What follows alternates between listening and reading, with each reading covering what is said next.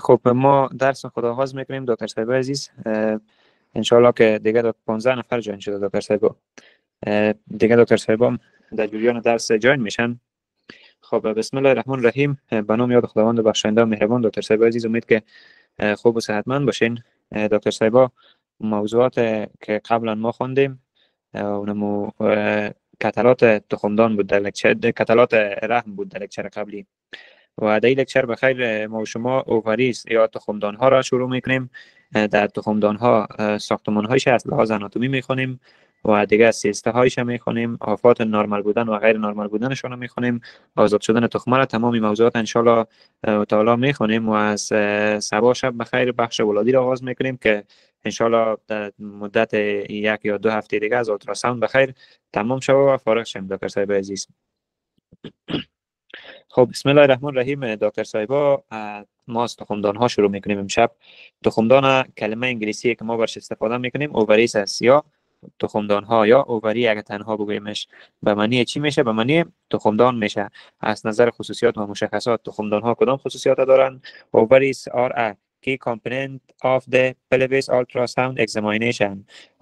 در ultrasound و حوصله که از تخمدان ها ساختمان های کلیدی را تشکیل میتن دکتر صاحب عزیز. از لحاظ وظایف و کارکرد اینا از جمله ساختمان های کلیدی هستند یا ساختمان های مهم یا اعضای مهم در نزد خانم ها هستند. درست است دکتر صاحب عزیز؟ The broad ligament and fallopian tube are not routinely identified sonographically unless they are. دکتر صاحب عزیز در آلتراساوند که از در تخمدان ها و اعضا فلوپن تیوب و براد لیگامنت که براد لیگامنت ها ما بر شما معرفی میکنیم یا تشریح میکنیم یا نشان میدم تصویر فولیکول ها و براد لیگامنت دکتر صاحب فلوپن تیوب و براد لیگامنت در آلتراساوند قابل مشاهده نیستند. در صورتی که براد لیگامنت و فلوپن تیوب وظیفه نرمال داشته باشن یا حالت نرمال به خود داشته باشن، باز در این صورت اینا در آلتراساوند خیال نمیتن تا زمانی که تا کدام حالت اینجا دکتر صاحب 3 شماره را زده، در کدام حالت ها باز اینا خیال میتن یا در کدام حالت ها باز ما میتونیم اینا را ببینیم یا مطالعه کنیم ایشان. یکی دکتر صاحب تکنید است یا در صورتی که جدارشان زخیم شده باشه یا از حالت نرمال بیرون شده باشند. در این حالت ما میتونیم براد لیگامنت و فلوپن تیوب ببینیم. اما دکتر صاحب ما رحم و تخمدان ها را در حالت نرمال هم میتونیم مشاهده کنیم اگر مصاب به آفت یا مصاب به سیست نشده باشند، مصاب به تومورا نشده باشند. در این حالت ما میتونیم وظایف نرمال و حالت نرمالشون را مشاهده کنیم. اما از براد لیگامنت و فلوپن تیوب در حالت نرمال یا در حالتی که وظایف نرمال خود انجام میده ما مشاهده کردن نمیتونیم تا زمانی که مصاب آفت شود. او آفاتی که مصاب میشه و باز در آلتراساوند قابل مشاهده میشه به ما تکنید است یا ای که جدارشون زخیم شود یا زخامت پیدا کنند. دلیتد یا اتصال یافته باشند. are surrounded by fluid یا دکتر صاحب توسط فلوید توسط مایع احاطه شده باشند یا یک سیست تشکیل شده باشه در یک قسمت از اینا با یکی زخیم شده باشند یا اتصال یافته باشند یا در یک قسمتشان مایع تجمع کرده باشه. باز در این حالت ها ما میتونیم اینا را مشاهده کنیم در آلتراساوند. در غیر از او دکتر صاحب تنها تخمدان ما میبینیم و رحم دیگه ساختمانایی که مانند فالوپن تیوب و براد لیگامنت ما دیده نمیتونیم در آلتراساوند. از نظر خصوصیات و مشخصات اوواریز یا تخمدان ها که است the ovaries are ovoid or thread rope and configuration. اینا که از شکلشان بیضوی است یا شکل اشک مانند دارند. درست است دکتر صاحب عزیز؟ دیگه چی مشخصات دارن در داخل تخمدان ها که است؟ میگه follicles are depicted as میگه در داخل اینا که است تخمه موجود است. تخمه موجود است داخلشان و شکلشان چه قسم است؟ rounded یا شکلشان گرد است دکتر صاحب عزیز. then wall اینا دیوارشان نازک است، دارای دیوار نازک میباشند. دیگه چی خصوصیات و چی مشخصات دارن؟ اینا انیکویک هستند، به شکل سیاه مطلق یا به شکل سیستیک دیده میشن. دیگه دکتر صاحب کدام خصوصیات و مشخصات دارن؟ به شکل عادی یا در حالت نرمال اینا که هستند دکتر صاحب در حالت عادی در دیوار جنبی رحم قرار دارند. اینا آنتی ورتد هستند در حالت نرمال و در قسمت دیوار جنبی بخشین و آنتی ورتد و ریورتد مربوط به فندوس رحم میشد. اینا که از در حالت نرمال اوواریز are typically positioned lateral تو د یوترس. اینا در حالت عادی در دیوار جنبی رحم قرار دارند، در قسمت دیوار جنبی رحم موجود هستند تخمدان ها. اما از نظر آناتومی، از نظر ساختمان اینا که هستند ساختمان آناتومیشون از دو قسمت ساخته شده، یکی کورتکس است و دیگه مدولا. قسمت کورتکسش که از حاوی فولیکول است. حاوی فولیکول است، این در اطراف قرار داره. اما قسمت میدولا دکتر صاحب عزیز یکی از حاوی نسج فیبروس و اویه است، این در مرکز قرار داره. قسمت مرکزیش میدولا میگن و قسمت محیطی تخم دانه ها را به نام کورتکس میگن دکتر صاحب عزیز. از نظر موقعیت ما گفتیم دکتر صاحب که در دیوار جنبی رحم قرار دارن. دیگه دکتر صاحب مشخصات یا خصوصیاتی که مهم است ما در بخش تخمدان ها بفهمیم طولش است و عرضش است. اما ضخامتش در بخش آلتراساوند درست با معاینه آلتراساوند معلوم نمیشه. ضرور نیست که یاد بگیریمش، یا اگر یادم میگیرینش و فایده شماست، اگر یادم نگیرینش مشکل نیست ان شاء الله. طول رحم در حالت نرمال در یک خانومی که طول تخمدان ها دکتر صاحب در یک نزد یک خانومی که به بلوغیت رسیده 2 تا 4 سانتی متر است و عرضش 2 تا 3 سانتی متر است. البته این بعد از مینوپوز است اندازشان، بعد از اون بلوغیت است. درست است قبل از بلوغیت سایزشان کوچک است یا سایزشان خرد میگوشه، اما بعد از بلوغیت سایزشان طولشان 2 تا 4 سانتی متر، عرضشان 2 تا 3 سانتی متر و ضخامتشان 1 تا 2 سانتی متر است. اما اگر ضخامت یادم نمیگیره اونقدر مهم نیست. اما به خاطر اینکه ما طول نرمال یا اندازه یا سایز رحم در حالت نرمال بفهمیم، اینجا برای ما یک فرمول داره او بیان volume can be estimated by multiplying length, weight, depth and dividing by 2. اینجا هدفش از این چیزی از دکتر صاحب که میگه طول ضرب عرض ضرب ضخامت تقسیم 2 میکنیم. طول ضرب عرض میکنیم ضرب ضخامت تقسیم 2. مثلا ما در اینجا گفتیم دکتر صاحب ببینید طول 2 تا 4 سانتی متر در حالت نرمال، اگر ما ایره بگیریم 3 سانتی متر است. درست است. عرضش چقدر است؟ 2 تا 3 سانتی متر. 3 سانتی متر هم عرض بگیریم دکتر صاحب عزیز. اگر ما عرض طول ضرب عرض کنیم 3 ضرب 3 9 میشه. باز اینجا ضرب ضخامت نور میکنیم 1 یا 2 سانتی متر 18 را باز تقسیم 2 میکنیم. چقدر وزنش میشه دکتر صاحب عزیز؟ باز در این صورت هر قدری که وزن فولیکول شد و هر قدری که وزن یا حجمش شد اونمو هر قدری که جواب برآمد اونمو وزنش است. اما یک چیز متوجه باشیم دکتر صاحب، حجم یا وزن فولیکول ها باید از 10 سی کمتر باشه. اگر از 10 سی کمتر نباشه باز نرمال نیست. طور مثال همین فرمول یک اینجا دادم، ما ببینید تعیین میکنیمش. طول 2 تا 4 سانتی متر، حد وسطش 3 سانتی متر میگیریم. عرضش 2 تا 3 سانتی متر که 3 سانتی متر میگیریم. اینجا طول ضرب عرض میکنیم 3 ضرب در 3 9 میشه. باز ضخامت 2 سانتی متر ضرب 2 میکنیمش 18 میشه. باز بعد در مرحله بعدی چی کار میکنیم؟ تقسیم 2 میکنیم. اینا را تقسیم 2 کنیم 18 تقسیم 2 9 میشه دکتر صاحب عزیز. حجم تخمدان چقدر است؟ 9 است. 9 سی سی است. بنا در این حالت نرمال است. درست است دکتر صاحب عزیز. اگر از 10 بیشتر شه باز اب نرمال میشه. از 10 باید کمتر باشه حجمش یا اندازهش.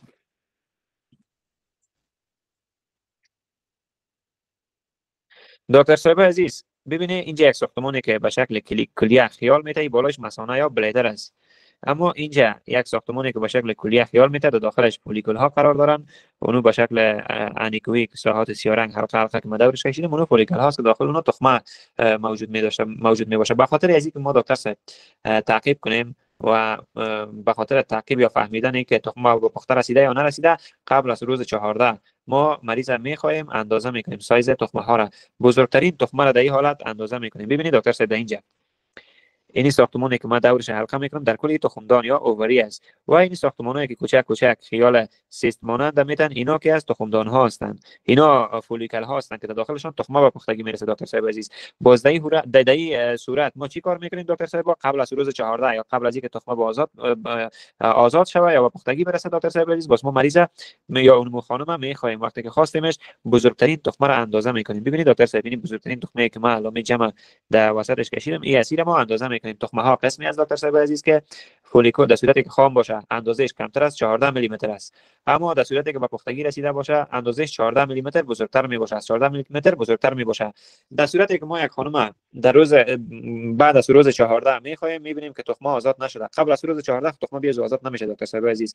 باز در روز 14 هم تخمه آزاد میشه، اما بعد از روز 14 ما مشکوک به این میباشیم که یک سیست موجود نباشه. قبل از روز 14 میخوایم اندازه میگیریم، اندازهش کمتر از 14 میلی متر است، اما در روز 14 هم میبینیم 14 میلی متر شده و آزاد شده. در این حالت بس ما فکر مجمع میشه به اینکه کدام مشکل یا کدام آفتی نبوده. اما در صورتی که آزاد نشه دکتر صاحب، باز روز 16 هم میره میخوایم یا روز 15 هم باز سایز اون تخمه را اندازه میکنیم، میبینیم بزرگ شده.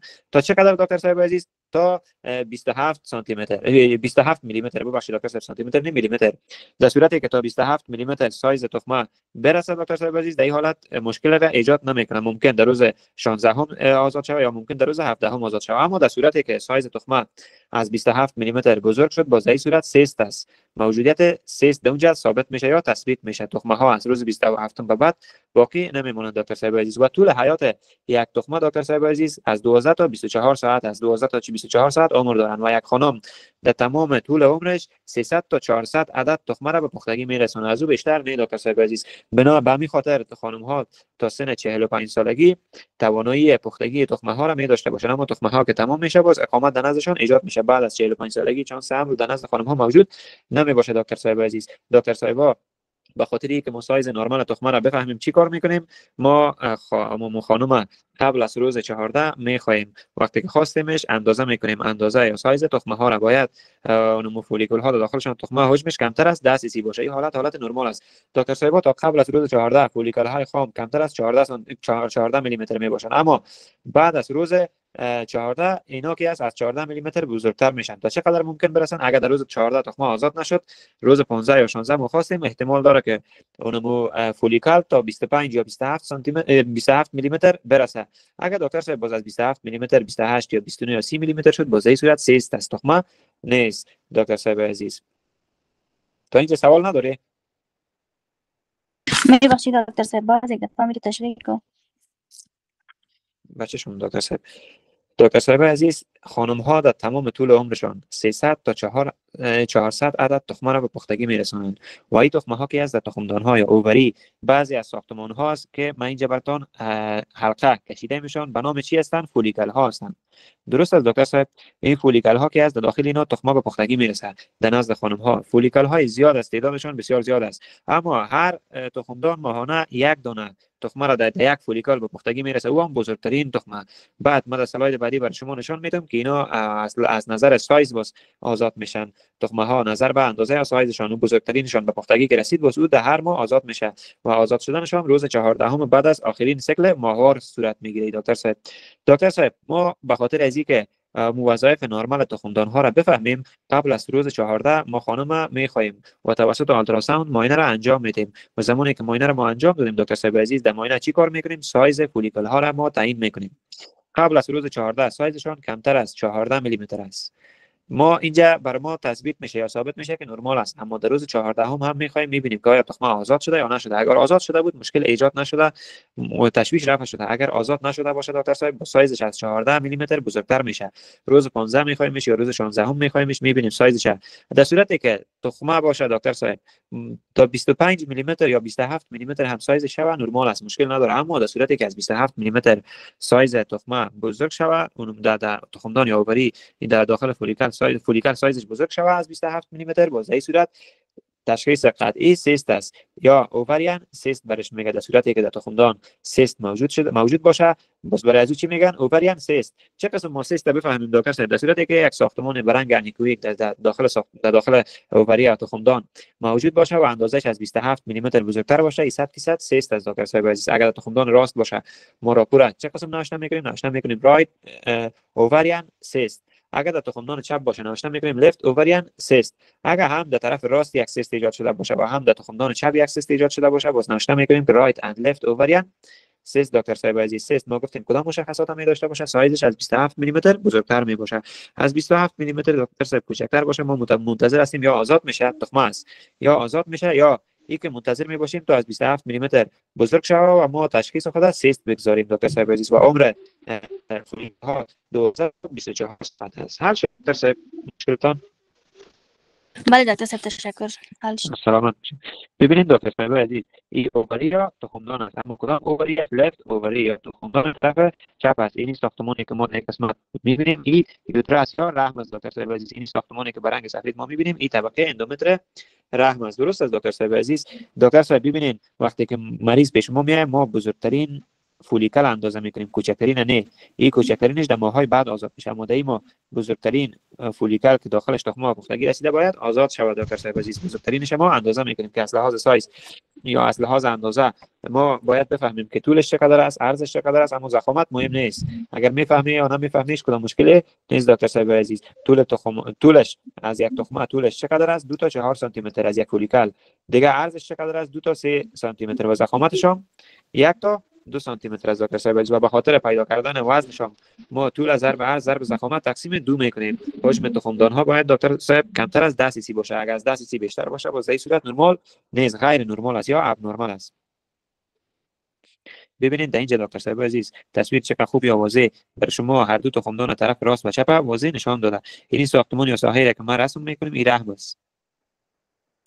طرف پایین و طرف بالا ما دو ساختمانی را می‌بینیم که اینا اووری یا تخمدان ها هستند دکتر صاحب عزیز. در یک قسمت یک سیست ایجاد شده یا یک ساحه که ای دکتر صاحب تخمدان نیست. درست است دکتر صاحب؟ ای چی است؟ ساختمانی است که مملو است مایع است یا مملو است آب است. اما اینجا تخمدان است دکتر صاحب. ببینید تخمدان در داخلش ساحات کوچک کوچک یا فولیکل ها دیده میشن. درست است دکتر صاحب عزیز. اما این ساختمانی که در یک قسمت که حرف اف نوشته شده باشه باز در این صورت ای دکتر صاحب عزیز تخمدان نیست. این دکتر صاحب در قسمت بالا بلیدر یا مثانه است. عمود پایینش چی است؟ رحم است. اینی ساحه‌ای که در یک قسمت ایجاد شده ای تجمع مایع است. از نظر موقعیت دکتر صاحب ببینیم اووری یا تخمدان در وسط قرار داره. یک طرفش اکسترنال ایلیاک آرتری است، طرف دیگهش اینترنال ایلیاک آرتری است. بعد توسط اینترنال و اکسترنال ایلیاک آرتری این ترسیب ایروا شده یا خون رسانی شده. دیگه دکتر صاحب ببینیم این تخمدان است. کدام تخمدان؟ رایت یا لفت اووری دکتر صاحب. این رایت اووری است. ببینید داخلش فولیکل ها هستند دکتر صاحب. فولیکل ها چی کار میکنن؟ در اینجا تخمه به پختگی میرسد. درست است دکتر صاحب. هر ماه یک تخمه را فولیکل ها به پختگی میرسانند و در طول مدت زمانی که یک خانم در حالت نرمال در تمام عمر خود 300 تا 400 عدد تخمه را به پختگی میرساند که تا 45 سالگی بعد از 45 سالگی باز سیکل ماهوار ختم میشه نزد خانم ها. باز بعد تخمه دیگه به پختگی نمیرسد دکتر صاحب عزیز. اینجا دکتر صاحب حالت غیر نرمال تجمع مایع است. دکتر صاحب عزیز در هنگام معاینه زمانی که ما تخمدان ها را معاینه میکنیم یا اووری را معاینه میکنیم کدام مشخصات یا کدام خصوصیات باید داشته باشه؟ اول ما از پروب استفاده میکنیم که 3.5 میلیون هرتز فرکانسی داشته باشه. در این مشخصات یا در این خصوصیات کدام پروب بود دکتر صاحب؟ پروب کانوکس کانوکس پروب بود. آفرین دکتر صاحب. دیگه ما از پروب کانوکس استفاده میکنیم. ما مقطع را چه قسم میگیریم؟ ترانسورس میگیریم دکتر صاحب یا ارزانی. اگر طولانی بگیریم دکتر صاحب ما تنها رحم دیدن میتونیم، تخمدان ها را دیدن نمیتونیم. بنابراین ما مقطع را ارزانی میگیریم یا ترانسورس. در مقطع ترانسورس هر دو تخمدان ها را ما میتونیم مشاهده کنیم. دیگه آماده ساختن مریض است که در آماده ساختن مریض مثانه‌اش باید به حد کافی یا به اندازه مناسب پر باشه. منظره سونوگرافیکش هوموژینس است یا کمی اکوژنیک تر. درست است دکتر صاحب. و فولیکول ها که از به شکل کتلات مدور سیستیک دیده میشن. ما بر شما نشان دادم اینجا کتلات مدور سیستیک. ببینید دکتر صاحب به شکل کتلات مدور سیستیک اینا که از فولیکول ها هستند. گروپ دکتر صاحب در کدام مقطع میگیریم ما؟ مقطع ترانسورس ترانسورس یا ارزانی. چرا دکتر صاحب طولانی نمیگیریم؟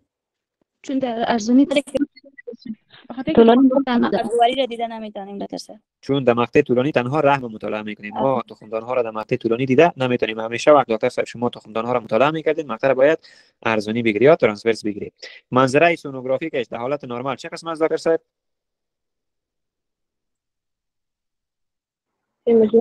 خاکستری رنگ است. هوموژینس بگین دکتر صاحب دیگه یا کمی اکوژنیک تر. دکتر صاحب فولیکول ها چه قسم خیال میتن در داخل تخمدان؟ به شکل کتلات کوچک مدور.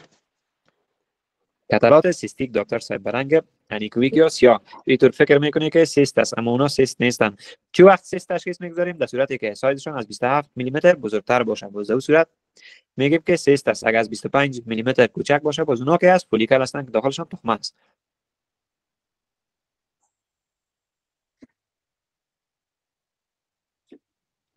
خب دکتر صاحب عزیز در بخش تخمدان ها اولین آفت یا اولین موضوعی را که ما مطالعه میکنیم سیست ها یا کتلات تخمدان است. در کتلات تخمدان دکتر صاحب ما اینا که از شامل کدام بخش ها میشه یا کتلات سیستیکش مطالعه میکنیم؟ در کتلات سیستیک سینگل سیستیک ماس یا دکتر صاحب در کدام حالت سینگل یا تنهایی است؟ درست است. اگر طرف راست باشه رایت، اگر طرف چپ باشه لفت. رایت اووریان سیستیک ماس یا لفت اووریان سیستیک ماس برش میگیم دکتر صاحب. چی وقت به این طور یک کتله تاسیس میکنن یا چی وقت به این طور یک کتله ما برشان تشخیص میگذاریم که کتله از در صورتی که سایزشان از 27 میلی متر بزرگ باشه. تا اینکه سایزشان از 27 میلی متر بزرگ نشده دکتر صاحب ما تشخیص خود کتله گذاشته نمیتونیم. از نظر مشخصات یا خصوصیات اینا دکتر صاحب کدام مشخصات دارن؟ دکتر صاحب اینا که از شماره یک فولیکولار سیست، یک نوعشون فولیکولار سیست است در صورتی که فولیکول از 27 میلی بزرگتر باشه. دیگر نوع شماره دوم کارپوس لیتیوم سیست است دکتر صاحب. کارپوس لیتیوم سیست چگونه مشخصات داشته، چگونه مشخصات داره؟ در این صورت دکتر صاحب تخمه آزاد میشه اما تنها پوش فولیکول باقی میمونه در قسمت. صحیح. تخمه قبلا آزاد شده اما تنها پوش فولیکول باقی مونه. به این حالت چی میگیم برش؟ اوجا خود در شماره یک گفتیم فولیکولار سیست در صورتی که سیست فولیکول از 27 میلی متر بزرگ شده باز برش فولیکولار سیست میگیم. اما یک حالت دیگه یا یک سیست دیگه است به نام کارپوس لیتیوم سیست. در کارپوس لیتیوم سیست چی مشکل ایجاد میشه یا چه قسم خیال میته؟ در این حالت تخمه آزاد شده اما تنها پوش فولیکول باقی مونده که یک شکل سیست خیال میته. این حالت فیزیولوژیک است، حالت پاتولوژیک باز نمی باشه دکتر صاحب عزیز. دیگه دکتر صاحب شماره سوم اووریان رمننت سیست است. این چگونه مشخصات داره؟ سیستی که در جای اووری به وجود آمده یا سیستی که در جای تخمدان به وجود آمده. این چی میگه دکتر صاحب؟ اووریان رمننت سیست. درست است دکتر صاحب. در صورتی که تخمدان موجود نباشه سیست موجود باشه باز این چی میگه؟ این بدای تصویر بر ما آورده دکتر صاحب. اینجا تخمدان موجود نیست، تمام جایش یک سیست گرفته. این به کدام نام یاد میکنن؟ اووریان رمننت سیست یا سیستی که در جای اووری یا تخمدان تأسس کرده یا تشکل کرده یا تشکیل شده. دیگه دکتر صاحب شماره چهارم پارا اووریان سیست است. این سیست بیشتر در کدام ساحات ایجاد میشه؟ در بین پارا اووریان سیست بیشتر شماره 4 دکتر صاحب در کدام قسمت ایجاد میشه؟ در بین رحم، در بین مبایضه ها یا در بین فالوپین تیوب ایجاد میشه دکتر صاحب عزیز. این سیست دکتر صاحب برای از سیست خارج رحمی است. این بیرون از تخمدان خارج تخمدان است دکتر صاحب. این سیست در کدام قسمت ایجاد میشه؟ بین رحم و مبایض. در صورتی که بین رحم و مبایض ایجاد شود باز برای از سیست بیرون از تخمدان میگیم. با کدام نام یاد میشه؟ پارا اووریان سیست دکتر صاحب عزیز. شماره پنجم یا سیست پنجم که است از نظر خصوصیات و مشخصات چی است و نامش چی است؟ پست مینوپوزال ادنکزال سیست دکتر صاحب عزیزی به نام پست مینوپوزال ادنکزال سیست یاد میشه. یعنی دکتر صاحب هدف از چی است؟ چی هدف داره؟ این کیست هایی که در صورتی که اونمو سیست یا اونمو کیست بزرگتر است 5 سانتی متر شوه و ای به طرف خباثت تحول کنه یا خبیث شوه یا به طرف مزمن شدن بره باز این صورت چی برش میگیم؟ پست مینوپوزال ادنکزال سیست. در صورتی که سایز سیست از 5 سانتی متر بزرگتر شوه باز این صورت جدارهایش نامنظم باشه، افرازات داشته باشه، لودویس یا وزن کم ایجاد شود در نزد شخص یا میتاستاز بده باز این صورت برای چی میگیم؟ پست مینوپوزال ادنکزال سیست. یا دکتر صاحب کیستی که بزرگتر از 5 سانتی متر شدی به خباثت تحول میکنه به نام پست مینوپوزال ادنکزال سیست یادش میکنیم. در شماره ششم دکتر صاحب سیروس سیستیک ادنوما و دیگه کدام است؟ ماشینوسیستیک ادنوما. اینا که از کدام مشخصات و کدام خصوصیات دارن اما شایع نیستن و قدر زیاد نیستن دکتر صاحب عزیز. اینا به شکل دبل بلیدر یا به شکل دو دونه مثانه ایجاد میشن. جدارشان نازک است. دیگه مشخصات و خصوصیاتشون اونقدر مهم نیست دکتر صاحب. اینا بسیار کم هستن یا کم دیده میشن. اگر سیست دکتر صاحب مولتیپل باشه به نام مولتیپل سیست یاد میشه یا اگر جدایی باشه باز رایت یا لفت در کدام قسمت ایجاد شده به اونمون یاد میشه دکتر صاحب. بهترین مقطع به خاطر از اینکه ما تخمدان ها را مطالعه کنیم یا بفهمیم مقطع ترانسورس است. درست است دکتر صاحب؟ ببین که اینجا ببینیم این کدام نوع سیست است دکتر صاحب شما بگوین. ما براتون میگیم که سیستی که به جای تخمدان ایجاد شده. لیتیوم سیست. اووریان رمننت سیست است دکتر صاحب. درست است. سیستی که در جای تخمدان یا اووری تشکل کرده. ببینید تخمدان نیست اما یک ساحه سیستیک است. همچنان اینجا دکتر صاحب به شکل چی ایجاد شده؟ به شکل دبل ایجاد شده. دبل بلیدر دو دانه‌ای ایجاد شده. ببینید دکتر صاحب بعضی از سیست ها را ما گفتیم که بین رحم و بین مبایض تأسس میکنه یا تشکل میکنه. درست است دکتر صاحب عزیز.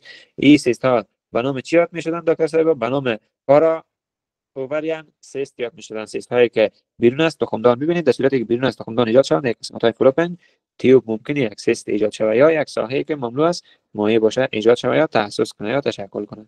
ببینید دکتر صاحب اینجا در جای تخمدان یک سیست ایجاد شده، این رحم است. درست است. ببینید حتی رحم فشار داده، من خط سیاه بر شما اندازه کردم و باش که من رنگ قلم تغییر بدم چون خوبتر و واضح‌تر به رنگ سرخ. دکتر صاحب عزیز این کدام ساختمان است؟ یوترس یا تخمدان؟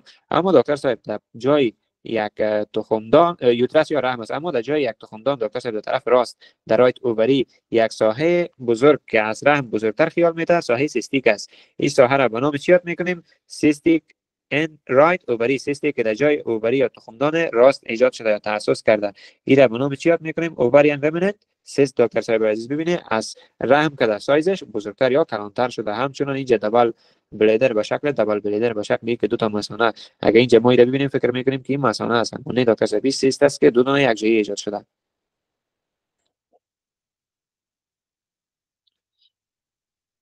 دیگه دکتر صاحب مولتیپل سیستیک ماس ما داریم. در مولتیپل سیستیک ماس ما شایع‌ترین یا عمده‌ترینش پی سی او است یا پلی سیستیک اووریان سندروم. در نزد خانم‌های این آفت یا این مشکل بسیار شایع می باشه. دکتر صاحب عزیز معمول ترین سیست در تخمدان کدام است؟ پی سی او یا پلی سیستیک اووریان سندروم. درست است دکتر صاحب. عمده‌ترین علت را چی تشکیل میده؟ هورمون ها. پلی سیستیک اووریان سندروم اس ان اندوکراین دیساردر از اثر تشوشات یا مشکلات اندوکراینی یا از اثر مشکلات هورمونی ایجاد میشه. در اینجا چی گپ میشه دکتر صاحب؟ هورمون‌های جنسی افزایش پیدا میکنند در نزد خانم ها. خصوصا کدام هورمون دکتر صاحب عزیز؟ هورمون تستوسترون. زمانی که تستوسترون هورمونش در نزد خانم ها هورمون ببخشید دکتر صاحب در نزد خانم ها هورمون جنسی سویه افزایش پیدا میکنه که او عبارت از تستوسترون است. زمانی که تستوسترون افزایش پیدا کرد با سویه FSH کاهش پیدا میکنه یا کم میشه، تخمه به پختگی نمیرسه.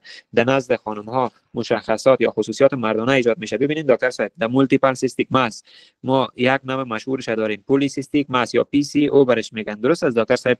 پلی سیستیک ماس از اثر تشوشات اندوکراینی ایجاد میشه. افزایش هورمون های جنسی. کدام هورمون؟ هورمون مردانه در نزد خانم ها. در صورتی که سویه تستوسترون در نزد خانم ها افزایش پیدا کنه و سویه FSH کاهش پیدا کنه، در این صورت تخمه به پختگی نمیرسه. علاوه از اینکه تخمه به پختگی نمیرسه دکتر صاحب، باز در این صورت پی سی او ایجاد میشه. و دیگه چی مشکل ایجاد میشه در نزد خانم ها؟ خصوصیات مردانه در نزدشان ایجاد میشه. از نظر کلینیک دکتر صاحب در پی سی او کدام خصوصیات یا کدام مشخصات می داشته باشند؟ در اولش در اول گفته کلینیکال سیمپتولوژی انکلودز، از اعراض و علائم کلینیکیش چی چیزا می باشه؟ انفرتیلیتی دکتر صاحب به معنی اقامت است. این خانم ها عقیم می باشند، صاحب طفل شده نمیتونن یا توانایی یا قدرت باروری را نمی داشته باشند. دیگه چی مشکل می داشته باشن؟ هرسوتیزم یا دکتر صاحب رویدن موهای اضافی در چهره، در قسمت چهرهشون موهای اضافی ایجاد میشه. علتش چی است؟ پی سی او یا پلیسیستیک اووریان سندروم که علتش تشوشات اندوکراینی تشکیل میده. تشوشات اندوکراینی چی مشکل ایجاد میشه؟ هورمون تستوسترون یا مردانه در نزد خانم ها افزایش پیدا میکنه و FSH کاهش پیدا میکنه. در صورتی که این مشکل ایجاد شد باز خانم ها تخمه را به پختگی تخمدان ها تخمه را به پختگی رساندن نمیتونن و در نزدشان خصوصیات مردانه ایجاد میشه که یکیش انفرتیلیتی یا اقامت است، دومش هرسوتیزم یا رویدن موهای اضافی در صورت یا در چهره است. دیگه دکتر صاحب اولیگو اووولیشن آر ان اووولیشن ممکن تخمه آزاد شوه یا ممکن تخمه هیچ آزاد نشوه. دیگه دکتر صاحب چی مشکلات ایجاد میشه؟ اکنه است. اکنه چی معنا میده؟ جوانی دانه در نزد در چهرهشان یا در رویشان جوانی دانه میبراید، دانه‌های کوچک یا در صورتشان میبراید. دیگه دکتر صاحب انسولین رزिस्टन्स، در مقابل انسولین این مریضا مقاومت پیدا میکنن یا مقاومت حاصل میکنن. در صورتی که مریض مصاب به دیابت باشه باز انسولین برای این کار نمیته. دکتر صاحب عزیز در مریضای پی سی او دکتر صاحب باید تاریخچه منس را بپرسیم یا عادت ماهواره که نرمال است یا غیر نرمال 4 یا 5 ماه بعد. درست است دکتر صاحب عزیز. این از نظر کلینیک مریضایی که مصاب به پی سی او یا پلیسیستیک اووریان سندروم هستند، یکی انفرتیلیتی یا اقامت، دوم هرسوتیزم یا رویدن موهای اضافی در صورت، سوم اولیگو اووولیشن آر ان اووولیشن ممکن تخمه آزاد شوه یا ممکن تخمه آزاد نشه. دیگه اکنه یا جوانی دانه و دیگه انسولین رزिस्टन्स یا مقاومت در مقابل انسولین در نزد اینا ایجاد میشه. دکتر صاحب عزیز درست است. پیش میریم دکتر صاحب. آلتراساوند فندینگ، این مشخصات آلتراساوند تخمدان ها چه قسم از دکتر صاحب؟ اووریان والیوم greater than 10 cc. دکتر صاحب عزیز تخمدان های بزرگ، تخمدان ها که از حالت نرمال اینا میتونن تا 10 cc را اندازهشون باشه و در هر تخمدان گفته دکتر صاحب در هر تخمدان بیشتر از 5 تا 8 میلی متر و هر تخمدان که از 12 فولیکول داره، در هر تخمدان 12 فولیکول اینجا موجود می باشه. در اینجا گفته identification of 20 or more follicles measuring between 2 and 9 millimeter or 5 at میلیمتر. دکتر صاحب عزیز که در هر تخمدان 12 فولیکول یا بیشتر از 12 فولیکول موجود می باشه که این فولیکول ها 5 تا 8 میلیمتر اندازه می داشته باشند، اما در صورتی که از 5 میلیمتر از 8 میلیمتر افزایش پیدا کنه سایز این فولیکول ها باز در این صورت ابنورمال یا غیر نرمال است. درست است دکتر صاحب؟ بنابراین در نزد خانم هایی که ما بخوایم فولیکول هایشون اندازه کنیم دکتر صاحب، اول تعدادشون در حالت نرمال حجمشون چقدر است؟ 10 سی سی است. تعدادشان در هر تخمدان بیشتر از 12 یا بیشتر از 12 دانه است که هر کدام از یا 5 تا 8 میلیمتر اندازه داره دکتر صاحب. درست است؟ این مشخصاتشان شد.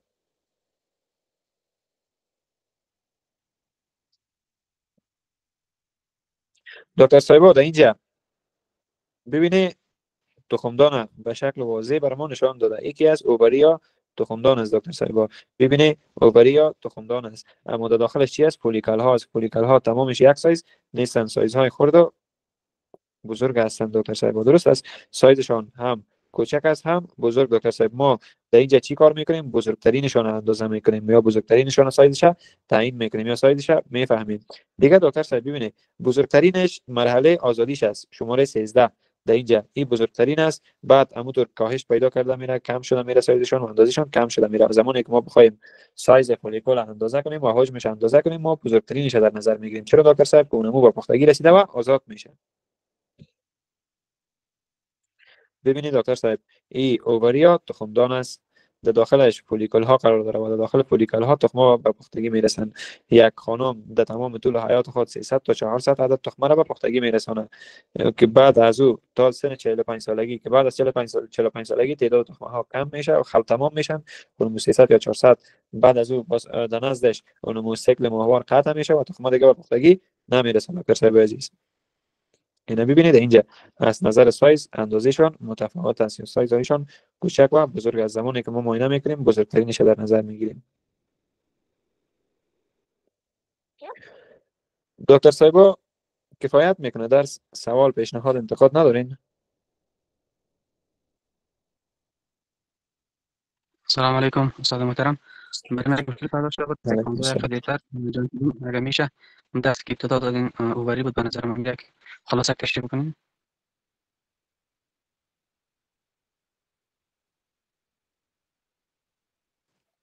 درست است دکتر صاحب بچه‌شون چرا نه؟ شما سلاید داری کتان؟ بله استاد سلام است.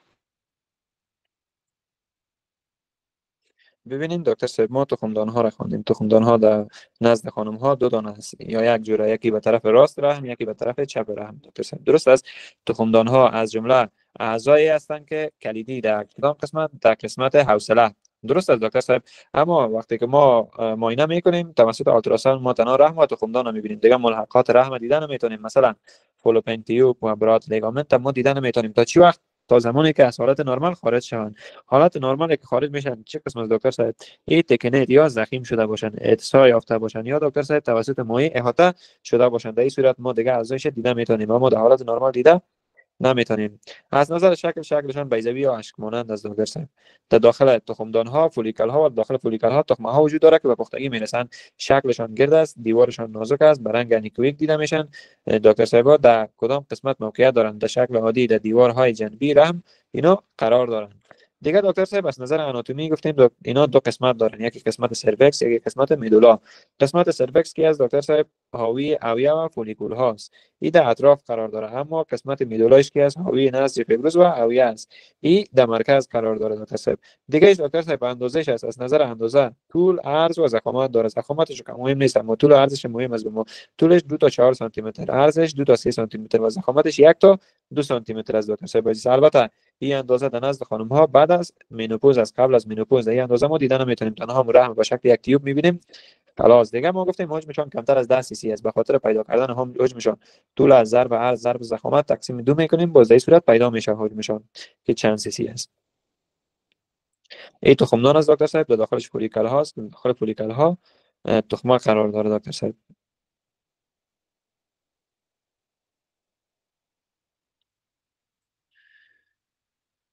ما به خاطر معاینه تخمدان ها از پروب کانوکس استفاده میکنیم. فرکانسی که تولید میگن 3.5 میلیون هرتز از دکتر صاحب. بهترین متد تشخیص به خاطر معاینه تخمدان ها آلتراساوند است و در آلتراساوند ما از چی استفاده میکنیم؟ پروب کانوکس دکتر صاحب عزیز. دیگه چی از دکتر صاحب؟ به خاطر معاینه بطنیش حوصلیش دکتر صاحب ببخشید، ما از چی کار میکنیم دیگه؟ به مریض توصیه میکنیم که مقدار کافی مایعات بنوشه دکتر صاحب. دیگه منظر سونوگرافیش هموژنیک یا بعضی وقتا اکوژنیک است. فولیکول ها در داخل تخمدان به شکل کتلات یا سیست ها دیده میشن. اما تا زمانی که سایزشان از 27 سانتی متر بزرگ نشده ما برای اینا سیست گفته نمیتونیم و علاج علائم نداده باشن.